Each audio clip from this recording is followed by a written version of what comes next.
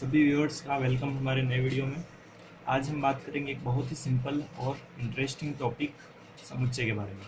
इस वीडियो में हम देखेंगे समुच्चय क्या होता है, समुच्चय का संकेतन अर्थात समुच्चय का नामकरण, समुच्चय के अवयव, समुच्चय निरूपण की विधि जिसमें फर्स्ट आती है सारणीबद्ध या रोस्टर और दूसरा पॉइंट होता है समुच्चय निर्माण विधि, और लास्ट में हम पढ़ेंगे समुच्चय के विभिन्न प्रकार। तो सबसे पहले हम देखते हैं कि समुच्चय क्या होता है। समुच्चय, इसकी डेफिनेशन होती है संख्याओं या वस्तुओं का सुपरिभाषित संग्रह। यहाँ पर एक टर्म आई है सुपरिभाषित। सुपरिभाषित मतलब क्या होता है? सुपरिभाषित मतलब एक ऐसा नियम जिसके अंतर्गत हम देख सके कि वस्तु या संख्या या कोई भी अल्फ़ाबेट्स इस संग्रह में आता है या नहीं आता है। मान लो कि एक ऐसा नियम है जिसके अंतर्गत हमें अंग्रेजी वर्णमाला के जितने भी अक्षर है, मतलब जो भी अल्फ़ाबेट्स है, उसमें से हमको उनका ही चयन करना है जो कि वॉवेल्स हो। तो समुच्चय क्या होगा? ए, ई, आई, ओ और you. A, E, I, O, you, इसके अलावा कोई नहीं आएगा क्योंकि यहाँ पर एक नियम लग गया है किसका? वॉवेल्स का। दूसरा एग्जाम्पल लेते हैं हम, भारत की सभी नदियों का समुच्चय। भारत में जितनी भी नदियाँ हैं हम उसको एक समुच्चय के अंदर लिख सकते हैं। भारत की समस्त नदियों का समुच्चय। थर्ड हम एग्जाम्पल लेते हैं कोई भी, जैसे 1 से 10 तक की प्राकृत संख्या है, तो क्या आएगा इसके अंदर? नियम क्या लगा? 1 से लगाकर 10 तक की प्राकृत संख्या है, तो क्या आएगा? 1, 2, 3, 4, 5, 6, 7, 8, 9 और 10। तो समुच्चय क्या हुआ? संख्याओं या वस्तुओं या फिर अल्फ़ाबेट्स का सुपरिभाषित संग्रह। अब हम देखते हैं समुच्चय का संकेतन अर्थात समुच्चय का नामकरण। समुच्चय को हम अंग्रेजी वर्णमाला की जो कैपिटल लेटर्स होते हैं जैसे ए, बी आदि द्वारा दर्शाते हैं। यहाँ पर कुछ स्पेशल लेटर्स होते हैं जो खाली स्पेशल समुच्चय को ही दर्शाते हैं, जैसे एन। एन दर्शाता है प्राकृत संख्या को। डब्ल्यू दिखाता है पूर्ण संख्या। आई या जेड ये बताता है पूर्णांक संख्या को, पूर्णांक संख्या के समुच्चय को। आर दिखाता है वास्तविक संख्या के समुच्चय को। सी दिखाता है सम्मिश्र संख्या के समुच्चय को। क्यू दिखाता है परिमेय संख्या के समुच्चय को। ये कुछ स्पेसिफिक नाम है जो स्पेशल समुच्चय को दर्शाते हैं। अब बात करते हैं हम समुच्चय के अवयव। अब मान लो कोई कलेक्शन है, वो जिस भी नंबर, जिस भी वस्तु या फिर जिस भी अल्फ़ाबेट से बना हुआ है, वो अल्फ़ाबेट संख्या या फिर वस्तु उसके क्या कहलाएंगे? अवयव।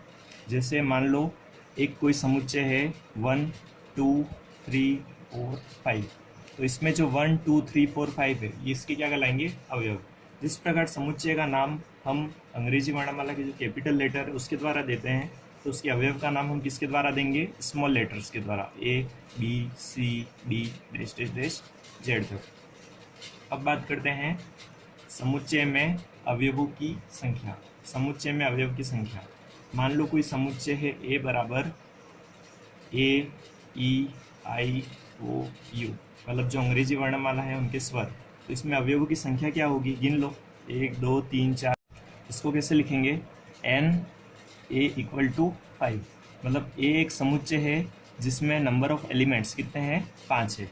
मान लो बी कोई समुच्चय है जिसमें अवयव है 1, 2, 3, 4, 5, तो कैसे लिखेंगे? N B equal to 5। Okay, अब हम आगे देखते हैं समुच्चय निर्माण की विधियाँ। हम समुच्चय को किस प्रकार लिख सकते हैं? तो इसकी पहली विधि आती है सारणीबद्ध या रोस्टर विधि, और दूसरी विधि आती है समुच्चय निर्माण विधि। अब दोनों में डिफरेंस है, थोड़ा सा देख लेते हैं हम। सारणीबद्ध या रोस्टर विधि, दूसरी है समुच्चय निर्माण विधि।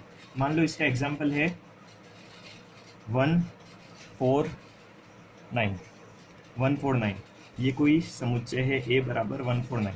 अब इसको अगर समुच्चय निर्माण विधि में लिखना हो तो हम कैसे लिखेंगे? ए इक्वल टू एक्स एलिमेंट और x क्या है, 10 से छोटी पूर्ण वर्ग संख्या।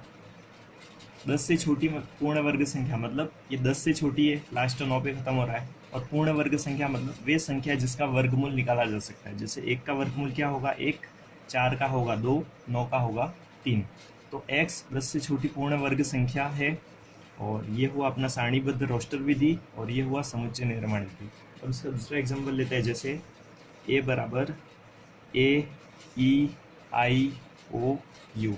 तो अगर इसको समुच्चय निर्माण विधि में लिखना हो तो हम कैसे लिखेंगे, x क्या है, अंग्रेजी वर्णमाला में स्वर है। ये हुआ सारणीबद्ध या रोस्टर विधि, ये हुआ समुच्चय निर्माण विधि। एक और एग्जांपल लेते हैं, जैसे हम a बराबर 6, 7, 8, 9।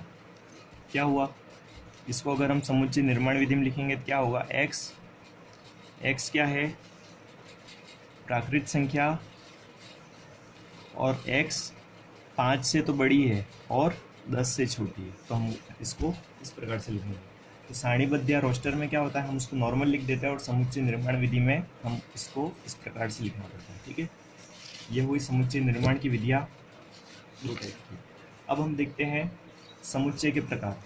तो समुच्चय के प्रकार में सबसे पहला प्रकार आता है रिक्त समुच्चय। रिक्त समुच्चय क्या होता है, वह समुच्चय जिसमें एक भी एलिमेंट ना हो उसे कहते हैं रिक्त समुच्चय। यहाँ पर स्पेशल ध्यान रखना है कि इसमें कोई कैपिटल लेटर नहीं आएंगे ए से जेड, इसका स्पेशल एक सिंबल होता है जिसे हम कहते हैं फाई। रिक्त समुच्चय जिसमें एक भी एलिमेंट ना हो इसे दर्शाते हैं फाई से, और इसमें अवयव कितने होंगे, 0। ओके, अब आता है परिमित समुच्चय। परिमित समुच्चय की सीधी सी डेफिनेशन, वे समुच्चय जिसमें अवयवों की संख्या को गिना जा सकता है उसे हम समुच्चय। जैसे कोई ए आ गया, जैसे ए ई आई ओ यू, इसमें अवयव की संख्या कितनी है, 5, हम गिन सकते हैं, अतः यह क्या हुआ, परिमित समुच्चय। मान लो बी कोई समुच्चय है, कोई मान लो 1, 2, 3, 4, 5, इसमें अवयव की संख्या कितनी है, 5, हम गिन सकते हैं, तो ये क्या हुआ, परिमित समुच्चय। अब बात करते हैं अपरिमित समुच्चय की। क्या होता है अपरिमित समुच्चय, वह समुच्चय जिसमें अवयवों की संख्या को ना गिना जा सके उसे हम कहते हैं अपरिमित समुच्चय। मतलब हम यहाँ पर n बराबर प्राकृत संख्या होगा समुच्चय। प्राकृत संख्या 1, 2, 3 कहाँ तक जाती है, इनफाइनाइट तक। इसके अवयवों को नहीं गिना जा सकता, अतः यह अपरिमित समुच्चय है। दूसरा एग्जाम्पल लेते हैं, जैसे i या z पूर्णांक संख्या है, -4, -3, -2, -1, 0, 1, 2, ये भी कितनी होती है, अनंत। इसके भी अवयवों को नहीं गिना जा सकता, यह भी कौन सा है, अपरिमित समुच्चय। अब नेक्स्ट टाइप की बात करते हैं हम, समान समुच्चय। समान समुच्चय वे समुच्चय, मतलब इनमें हम 2 या 2 से अधिक समुच्चय की बात करेंगे। वह समुच्चय जिनके अवयवों की संख्या एवं अवयव समान हो, मतलब इसमें अवयवों की संख्या भी समान होनी चाहिए और अवयव भी समान होने चाहिए। मान लो a बराबर 1, 2, 3, b बराबर 3, 1, 2। यहाँ पर अवयवों की संख्या कितनी है, इसमें 3, इसमें 3, अवयवों की संख्या समान। अब क्या हमको देखना है, अवयव समान है, 1, 1, 2, 2 और 3, 3, अतः इसमें अवयवों की संख्या भी समान है और अवयव भी समान है, अतः a बराबर होगा b के। तुल्य समुच्चय में क्या होता है कि हमको खाली अवयवों की संख्या ही देखनी है। अगर दोनों समुच्चय के अवयवों की संख्या बराबर है तो वो समुच्चय क्या कहलाएगा, तुल्य समुच्चय।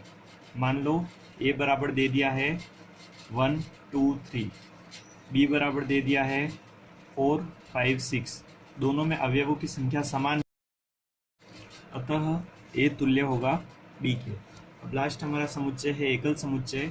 यदि वह समुच्चय जिसमें ओनली एक ही अवयव हो उसे हम कहते हैं एकल समुच्चय। मान लो a बराबर है 5, तो ये कौन सा समुच्चय कहलाएगा, एकल समुच्चय। a बराबर है c, तो ये कौन सा समुच्चय कहलाएगा, एकल समुच्चय। ओके, तो आज के लिए इतना ही। अगर आपको ये वीडियो अच्छा लगे तो इसे लाइक करें, चैनल को सब्सक्राइब करें और बेल आइकन पर क्लिक करें, वीडियो को जहाँ तक हो सके शेयर करें। Thank you very much.